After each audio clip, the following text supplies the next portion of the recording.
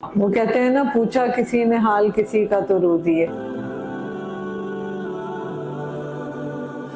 میں لوگوں کو گھر میں تھوڑا بہت کام کرتی ہوں۔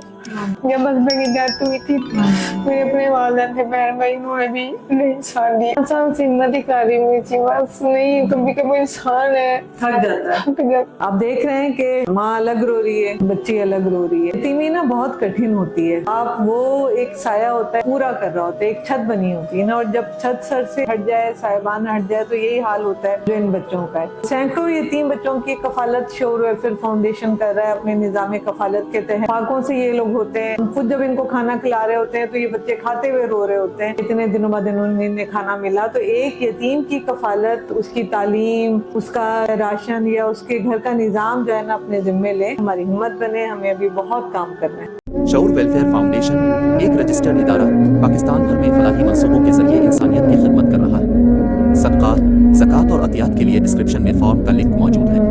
عطیہ کریں اور خیر بانٹیں۔